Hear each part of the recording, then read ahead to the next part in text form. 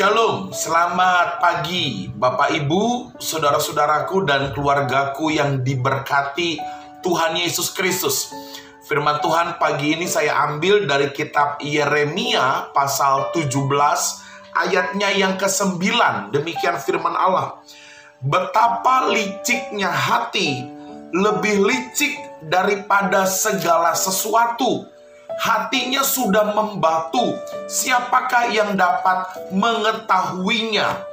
Bapak Ibu, keluargaku, pagi ini firman Tuhan saya beri judul ciri-ciri orang licik. Saudara, saya katakan dunia di mana kita hidup hari-hari ini adalah dunia yang berbahaya. Kenapa berbahaya?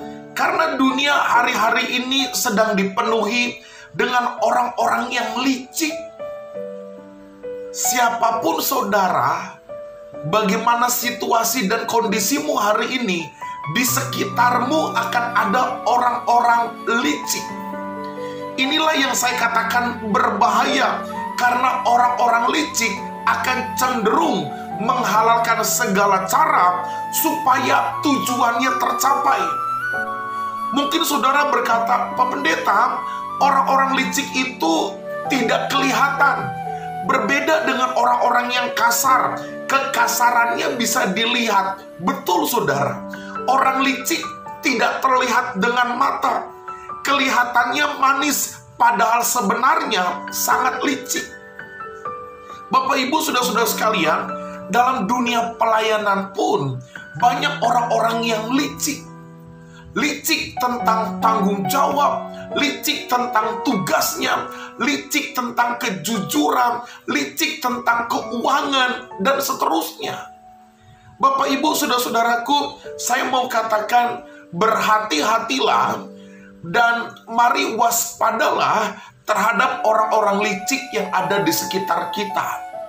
Dan saya katakan saudara, orang yang licik itu juga mampu melakukan tindakan yang mungkin di luar pikiran kita. Tindakan yang saya maksud adalah pengkhianatan. Pengkhianatan dan licik ini seperti saudara kembar, saudara. Kalau seorang berkhianat, pasti ia seorang yang licik, dan orang-orang yang licik pasti cenderung menjadi seorang pengkhianat. Karena itu Bapak Ibu saudara-saudaraku, mintalah hikmat Tuhan.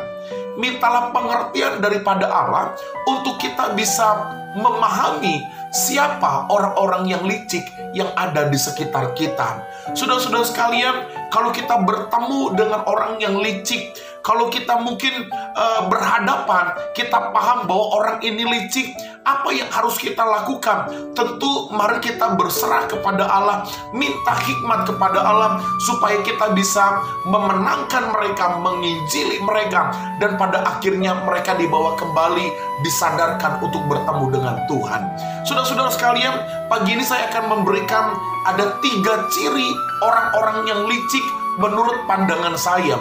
Yang pertama, orang yang licik adalah orang yang tidak peduli dengan perasaan orang. Saudara-saudara sekalian, keegoisan menyertai orang-orang licik, sehingga mereka tidak peduli dengan siapapun. Mereka bisa memanfaatkan orang, bahkan dia bisa mempermainkan nama Tuhan hanya untuk mendapatkan keuntungan. Bapak Ibu, kalau ada orang Kristen yang sudah mempermainkan Tuhan, berarti dia sudah tidak bisa dipercaya, berarti dia sudah tidak punya belas kasihan, dan dia sudah tidak punya komitmen untuk melayani Allah. Dia tidak peduli dengan perasaan Bapa di sorga, dia tidak peduli dengan perasaan sesamanya. Hati-hati saudara, orang-orang yang licik, dia tidak pernah memperhatikan perasaan orang lain. Yang kedua saudara, orang yang licik cenderung mengambil jalan pintas.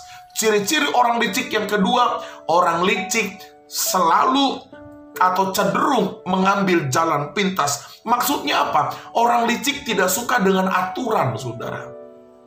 Orang licik tidak mau repot, maunya yang mudah saja, maunya yang gampang dilalui, yang cepat mendapatkan keuntungan. Orang-orang licik cenderung mengambil jalan pintas, tidak peduli dengan aturan, tidak peduli dengan firman Allah, tidak peduli dengan perintah-perintah firman Allah. Selama itu menguntungkan dan bisa mendapatkan kebahagiaan buat dia, dia akan lakukan jalan pintas. Yang ketiga, saudara, orang licik itu perbuatannya selalu curang.